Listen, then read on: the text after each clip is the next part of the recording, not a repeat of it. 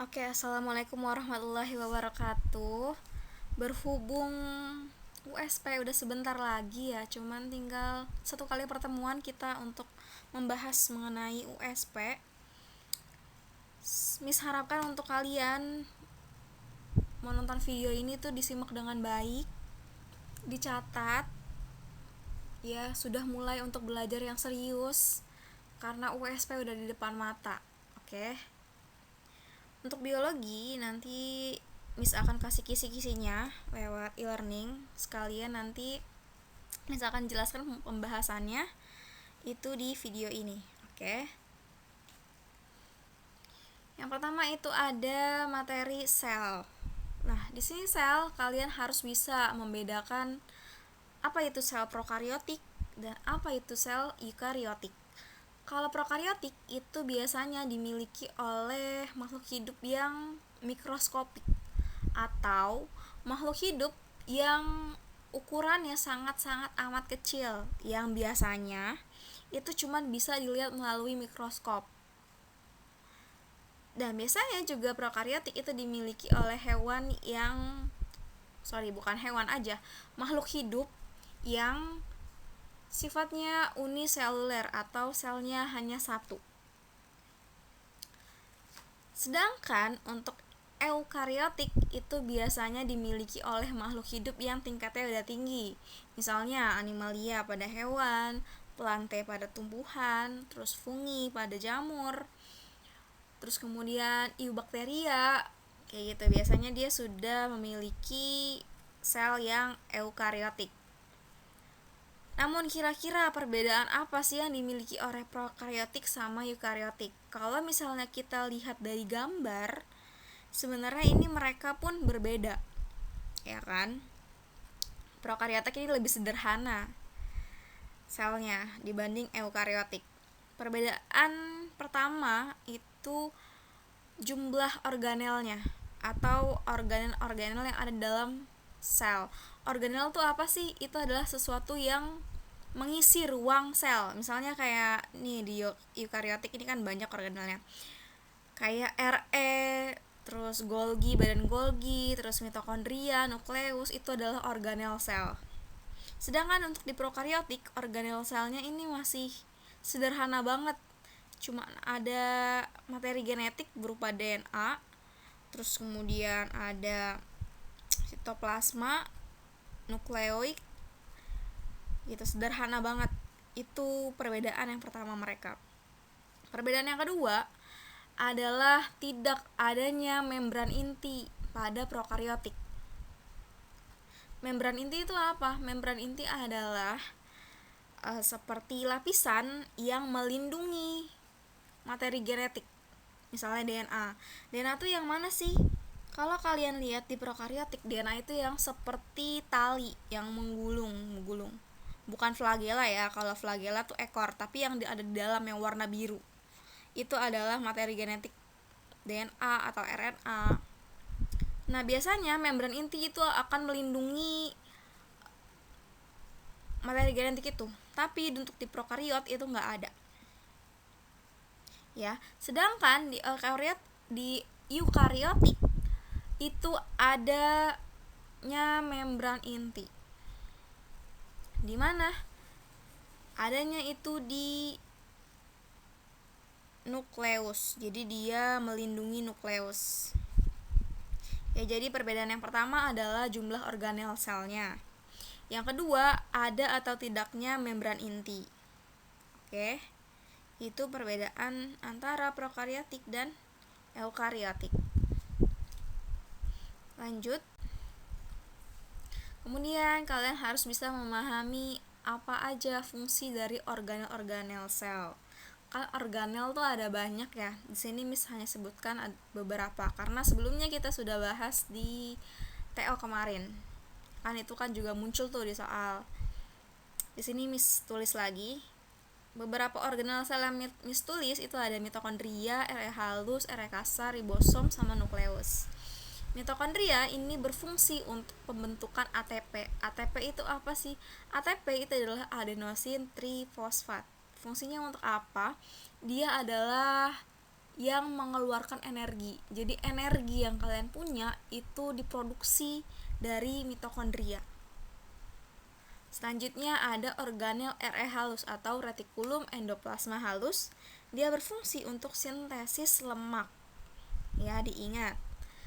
Kalau RE kasar, biasanya kalau RE kasar itu ditempeli oleh ribosom. Biasanya dalam bentuknya itu seperti ada titik-titik untuk RE kasar, karena titik-titiknya itu adalah ribosomnya. Dia itu berfungsi untuk sintesis protein. Tuh, mereka berdua bekerja sama, RE kasar sama ribosom. Selanjutnya, organel selanjutnya adalah nukleus. Nukleus ini berfungsi untuk mengatur segala aktivitas sel. Dia itu fungsinya hampir sama kayak otak. Jadi dia mengendalikan semua aktivitas yang ada dalam sel, baik itu makan, metabolisme, dan sebagai respirasi, semua itu dikendalikan oleh nukleus. Lanjut, masuk ke sistem organ manusia. Materinya sirkulasi darah. Pada sirkulasi darah ada yang namanya peredaran darah pada manusia. Ya, peredaran manusia itu sifatnya yang pertama adalah tertutup. Maksudnya apa? Darah itu mengalir di dalam pembuluh darah. Ya kan, kalian tahu kalau pembuluh darah kalian itu ada vena, arteri, terus kapiler, itu adalah pembuluh darah. Jadi darah itu mengalir di dalam pembuluh darah vena, pembuluh darah arteri, seperti itu. Jadi ibaratnya kayak pembuluh darah tuh pipanya, terus darah kalian tuh airnya gitu. Jadi mengalirlah di dalam pipa itu darah kalian. Nah, ini sifatnya tertutup ya. Terus kemudian peredaran manusia sifatnya ganda. Maksudnya darah dalam tubuh mengaliri tubuh dengan melewati jantung sebanyak 2 kali. Jadi nanti misalnya jantung itu akan memompa darah ke seluruh tubuh. Kemudian dari seluruh tubuh akan balik lagi ke jantung. Kayak gitu. Atau dari jantung itu akan menuju paru-paru.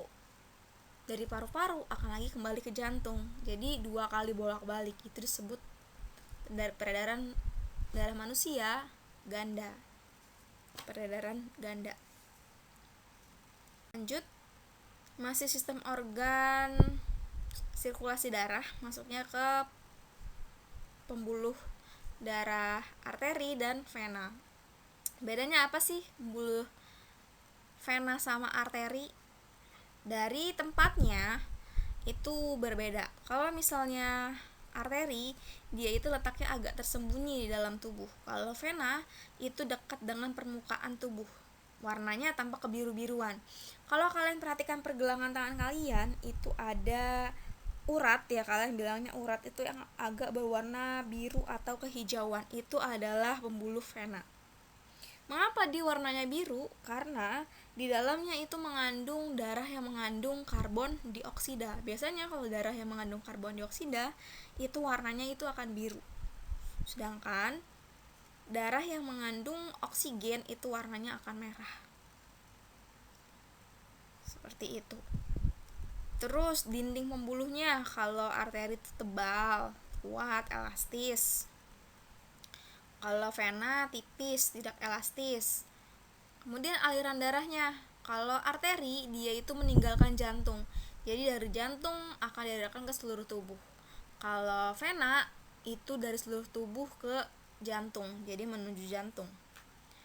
Kemudian dari denyutnya, kalau arteri itu terasa. Kalau vena itu tidak terasa. Biasanya kan orang tuh suka lihat detak jantung tuh denyut itu di pergelangan, bukan di pergelangan tangan sih, jadi ada di bawah jempol, di daerah pergelangan tangan tapi di bawah jempol. Coba deh kalian denyut nadi kalian, untuk kalian bisa rasakan. Nah, itu adalah pembuluh arterinya. Kemudian kalau katup, kalau arteri dia ada cuma satu, ada yang berada di pangkal jantung. Kalau vena itu ada banyak di sepanjang pembuluh. Jadi setiap sepanjang pembuluh itu ada katupnya. Fungsinya untuk apa sih? Jadi Ketika kan vena itu dia ke atas, nah katup itu untuk menutup supaya darah ini enggak ngalir ke bawah, sifatnya gravitasi gitu, enggak, ditutup melalui menggunakan katup.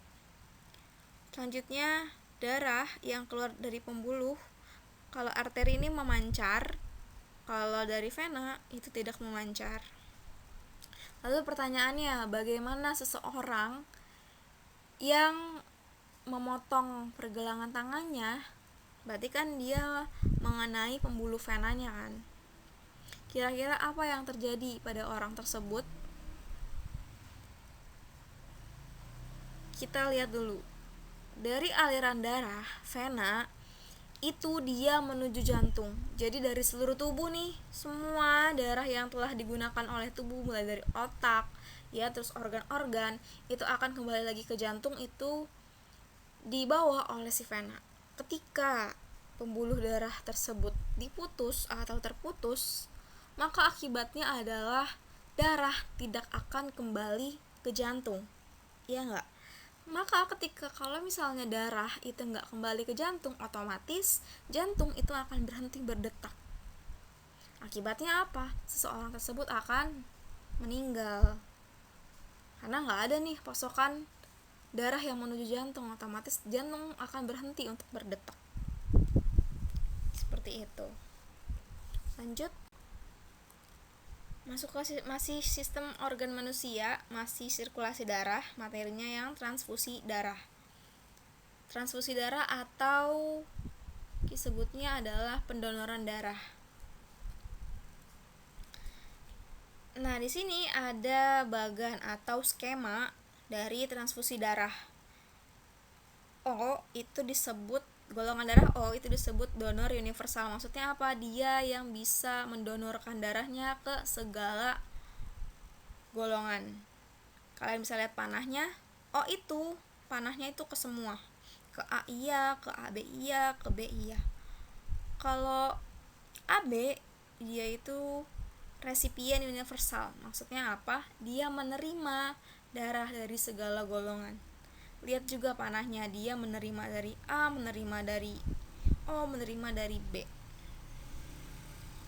Ya, pertanyaannya, jika seseorang golongan darahnya itu B, maka dapat menerima golongan dari seorang itu B. Berarti kita lihat panahnya. Panah yang menuju ke B itu cuman O, ya, dan golongan darah B itu sendiri.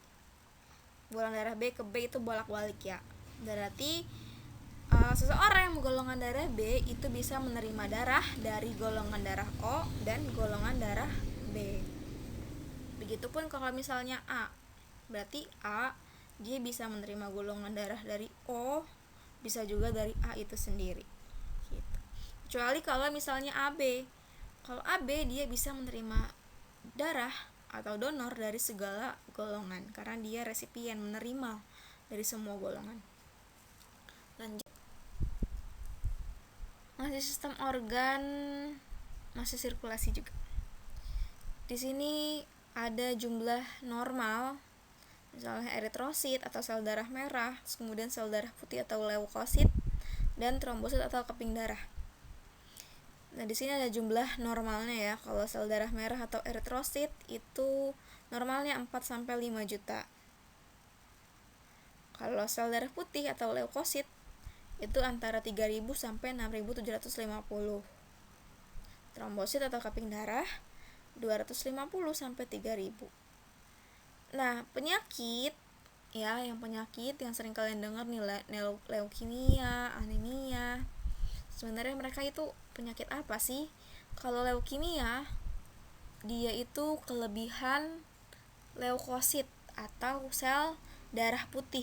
Jadi kalau misalnya seseorang ketika dicek gitu di dokter, ternyata sel darah putihnya itu lebih dari 6.750, berarti dokter dapat mendiagnosis bahwa seseorang tersebut mengalami penyakit leukemia, ya, kelebihan sel darah putih. Begitupun kalau misalnya anemia. Kalau manusia itu kan normalnya sampai 5 juta yang untuk yang sel darah merah. Maka ketika seseorang itu anemia, berarti jumlah eritrositnya atau sel darah merahnya itu kurang dari 4 juta. Itu di bawah 4 juta ya. Begitupun kalau leukopenia, dia kurangnya sel darah putih atau leukosit. Kalau polisitemia, dia itu lebih sel darah merah atau eritrosit. Lanjut, ada mekanisme pernapasan. Mekanisme pernapasan itu dibagi menjadi dua. Ada mekanisme pernapasan dada, di mana dia itu melibatkan otot antar tulang rusuk. Kemudian ada pernapasan perut, dia itu melibatkan otot diafragma. Kemudian pernapasan dada pun dibagi lagi menjadi dua, yaitu inspirasi dan ekspirasi. Kalau inspirasi berarti proses seseorang itu menghirup udara. Kalau ekspirasi itu menghembuskan udara. Gitu. Lanjut, masuk ke enzim, ruang lingkup enzim. Di sini di enzim disajikan pernyataan grafik pada enzim. Peserta didik dapat menentukan enzim yang memiliki pH. Hubungan pH ya. Terus kemudian yang kedua, reaksi enzim dan substrat. Nah, maka di sini kita harus paham dulu sifat enzim. Enzim itu sebenarnya protein di dalam tubuh manusia. Biasanya kalau enzim itu fungsinya untuk apa sih? Dia itu fungsinya untuk mempercepat suatu reaksi. Misalnya gini, dalam proses pencernaan makanan, misalnya pada mulut, itu ada yang namanya enzim petialin atau amilase. Dia itu mampu merombak karbohidrat menjadi amilum atau glukosa. Nah, dengan adanya enzim, otomatis reaksi pemecahan amilum menjadi glukosa itu menjadi lebih cepat. Jadi itu fungsinya enzim. Nah, sifat enzim itu yang pertama itu ada biokatalisator. Di mana biokatalisator itu, bio itu artinya makhluk hidup. Kalau katalisator itu artinya mempercepat. Jadi biokatalisator itu mengubah kecepatan reaksi tanpa bereaksi. Atau mudahnya adalah enzim ini membantu mempercepat proses reaksi kimia dalam tubuh. Gitu. Kemudian sifat enzim yang kedua itu dia bekerja spesifik. Maksudnya apa? Dia bekerja pada substrat yang spesifik untuk membentuk produk yang spesifik juga. Jadi ada namanya lock and key, maksudnya kunci dan gembok. Jadi kalau misalnya kalian lihat nih, kan ada enzim ya, terus kemudian ada substrat. Kalau dilihat itu gambarnya seperti cocok, dia match ya kan. Nah, itu bekerja spesifik. Misalnya juga kalau yang bekerja spesifik itu misalnya ada enzim amilase lagi nih yang ada di dalam mulut. Nah, enzim amilase dia itu hanya bisa bekerja pada substrat amilum. Jadi enzim amilase cuma bisa bekerja barengan sama si amilum. Nggak bisa tiba-tiba amilase bekerjanya itu sama pepsin misalnya gitu, karena nggak cocok, nggak match. Kemudian ada faktor yang mempengaruhi kerja enzim. Nah, ini yang berhubungan sama pH nih yang ada di kisi-kisinya. Jadi ada yang mempengaruhi kerja enzim. Yang pertama itu ada suhu. Ya, kalau misalnya suhunya tinggi, enzim itu akan denaturasi atau kerusakan strukturnya. Kalau misalnya suhunya rendah atau dingin, enzim itu akan nonaktif. Kemudian, tapi nantinya bisa aktif lagi ketika suhunya itu sudah sama-sama ruangan. Selanjutnya yang mempengaruhi kerja enzim juga ada pH. pH itu atau derajat keasaman ya, asam basa. Nah, di sini tiap enzim itu memiliki pH masing-masing. Kalau kita lihat pada grafik ya, di situ enzim pepsin ya, dia itu bekerja pada pH 2. 2 ya, lihat gambarnya ya, itu paling atas itu ke 2, ke arah 2. Nah, 2 itu menunjukkan bahwa enzim pepsin itu bekerja di lokasi atau tempat yang asam. Karena kan asam itu derajat keasaman itu dari 1 sampai 7 itu asam, 8 sampai 14 itu basa. Nah, kemudian kalau misalnya amilase nih, amilase itu masih juga ke asam ya. Jadi itu kayaknya kalau amilase itu di sekitar 7, pH yang 7. Kalau lipase nih baru dia masuknya ke basa karena udah di angka 10. Lanjut. Ini nih ada struktur DNA. Kemarin di TO juga keluar. Dan banyak yang masih salah. Ini adalah struktur DNA di dalam tubuh kalian. Untuk yang bulat itu namanya gugus fosfat. Nah, kemudian ada gula deoksiribosa sama basa nitrogen. Nah, gabungan dari gugus fosfat, gula deoksiribosa sama basa nitrogen itu akan membentuk yang namanya satu nukleotida. Nah, kalau yang di TO kemarin itu kan ditanyanya adalah pasangan dari basa nitrogen. Kalian ingat aja, kalau S atau C ya, sitosin sama aja. Dia selalu pasangannya itu sama G. Sorry salah nulis ya. C pasangannya itu G atau S pasangannya itu G. Jadi sitosin itu biasanya ditulisnya itu C, atau kalau di sini ternyata ditulisnya S, sama aja. Dia itu selalu pasangannya sama G atau guanin. Sedangkan kalau A atau adenin selalu pasangannya dengan T atau timin. Berarti ya kita coba pasangan dari S di nomor 3 itu berarti G ya, guanin. Kalau yang 4 pasangan dari adenin itu berarti timin. Gitu ya. Selanjutnya ada siklus sel sama pembelahan mitosis.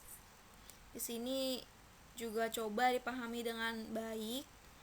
Ya, kalau siklus sel itu kan ada tahap interfase dan pembelahan mitosis. Nah, di tahap interfase itu dibagi menjadi beberapa fase. Ada G1, S sama G2.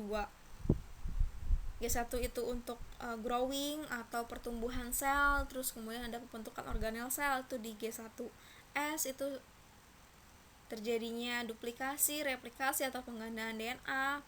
Terus kemudian di G2 ini melanjutkan tahapan yang belum selesai di G1 itu akan dilanjutkan di G2. Terus ya kalian harus ingat ya, G1, S, G2, terus lokasinya di mana juga kalian harus tahu. Kemudian untuk pembelahan mitosis juga diingat, kalau untuk mengurutkan sebenarnya paling gampang itu kalian ingat aja PMAT. PMAT, P-nya itu propase, M-nya itu metafase, A-nya itu anafase, T-nya itu telofase. Itu paling gampang untuk menghafal pengurutan dari pembelahan mitosis, PMAT. Kalau dari gambar juga paling gampang untuk mengingatnya adalah kalau di metafase M itu ingat aja middle atau artinya tengah.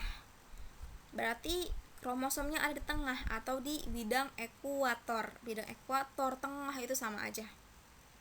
Itu metafase M, middle.